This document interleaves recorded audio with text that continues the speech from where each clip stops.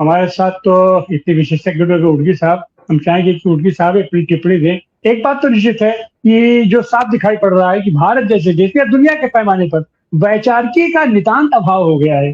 पूंजीवाद और समाजवाद दोनों ही विचारधारा उत्पादन पद्धति पर आधारित है, और उत्पादन पद्धति पर वो कब्जा के चलते उसका विश्लेषण होता था, मतलब वहाँ उत्पादन होता था। लेकिन फिलहाल मौजूदा दौर में विश्व अर्थव्यवस्था में वो भारत रूप से पीड़ित है। यहाँ कारपोरेट पूंजीवाद हावी है, और कारपोरेट पूंजीवाद विशुद्ध रूप से लूट तंत्र पर आधारित होता है। अगर उत्पादन नहीं होगा तो लूट आप कितना करेंगे, कहाँ से करेंगे, उसकी भी अपनी सीमा होगी। फल ये है कि वो लूट तंत्र के लिए ही भारत में बाहर से भी जो पूंजी आई, या भारत की पूंजी बाहर जाकर के छत्र रूप से भारत में आई,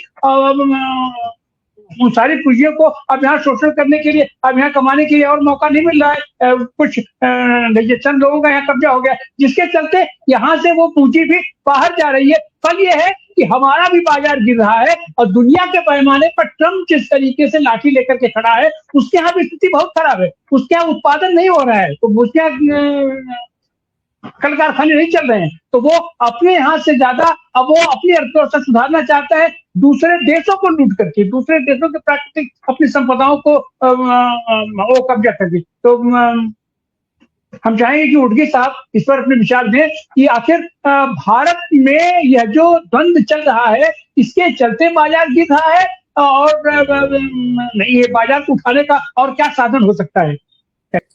दुनिया भर में पूंजीवाद में संकट है, लेकिन पूंजीवादी व्यवस्था अपने नए नए तरीके ढूंढती है, और फिर पूंजीवादी व्यवस्था में जो बड़े कारपोरेट्स हैं वो अभी मोनोपोली बन गए हैं। भारत देश में तो अभी दो 2+2 है। आप तो जानते हैं, दो लोगों के हाथ में बहुत कुछ आया है। ये मोनोपोली का एक कैरेक्टर है, इसलिए यहाँ पे इकोनॉमी खतरे में है। वैसे ही दुनिया भर में बहुत जगह पे कैपिटलिज्म क्राइसिस में है।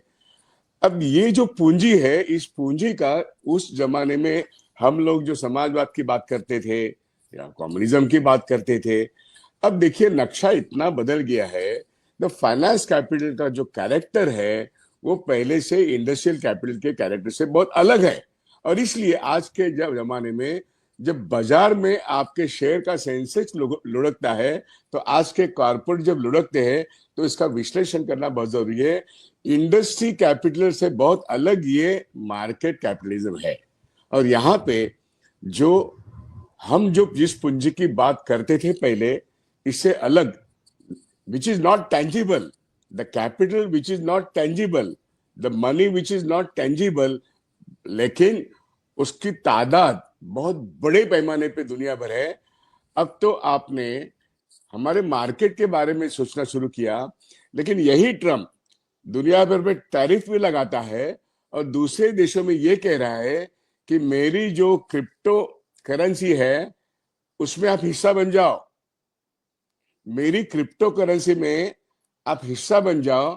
हालांकि क्रिप्टो करेंसी किसी दुनिया के किसी देश में एक वैलिड करेंसी नहीं है, लेकिन हर देश में वो अपनी कंपनी को थोपना जा रहा है। जैसे एलन मस्क भी बिटकॉइन को कैनवास कर रहा है, तो एलन मस्क हो या ट्रम्प हो, ये बादशाह बन गए हैं दुनिया के, मोनोपोली बन गए हैं।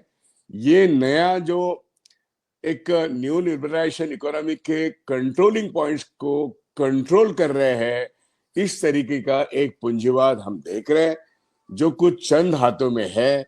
ऐसे वक्त बाजार दुनिया भर के लुढ़कते हैं, उसमें कुछ कारपोरेट कंपनियों के शेयर्स लुढ़कते हैं, लेकिन इनके ऊपर कंट्रोल अभी भी, मैं कह रहा हूं, ये क्रिप्टो करेंसी इनडायरेक्टली कंट्रोल कर रहा है।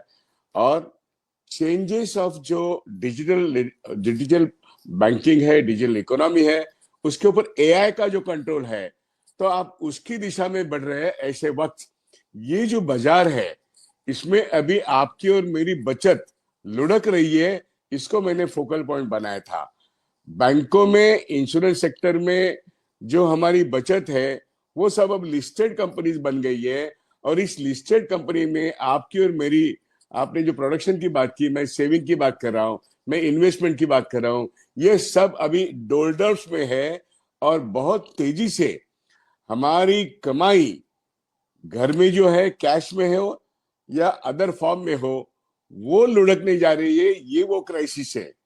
इसलिए उत्पादन पद्धति में क्राइसिस है, उसके सर्विस सेक्टर में क्राइसिस है, मार्केट मैकेनिज्म में क्राइसिस है, और शेयर बाजार में वो रिफ्लेक्ट करता है, क्योंकि दुनिया भर में हिटलर ने जो क्राइसिस पैदा किया है वेस्ट जर्मनी के अंदर, बाद में वॉर हो गया, वैसे एक वॉर लाइक सिचुएशन खड़ा करके मार्केट पर कब्जा करना और एक नया करेंसी थोपना अपना, ये भी ट्रम्प का एक मकसद है। और उनके हाथ में ये सारे साधन आज के तारीख में मौजूद है। ये मैं समझता हूँ बड़ा संकट है। और इसलिए ट्रेडिशनली पूंजीवाद समाजवाद की जो एक संकल्पनाएं थी वो भी एक संकट में है। नए सिरे से हमको ये सोचना पड़ेगा कि no country safe now, because Hitler से 100 ने 1000 गुना ज्यादा पावरफुल, जो डिजिटली और एआई से और मिलिटराइज है, वो पावरफुल है डोनाल्ड ट्रंप। और वो सिर्फ माथा फिरा हुआ नहीं है, वो कैलकुलेटेडली दुनिया पर कब्जा करना चाहते हैं। साथ में एलन मस्क जैसा भी एक बड़ा मोनोपोली कैपिटल है। तो इसलिए ये नए तरीके से हमको इस क्राइसिस का विश्लेषण करना जरूरी है। मार्केट लुढ़कना एक वो सिंबॉलिक हो गया, लेकिन आम आदमी दुनिया भर में एक बहुत बड़े क्राइसिस संकट में है। जी बहुत बहुत धन्यवाद विजय चावला जी।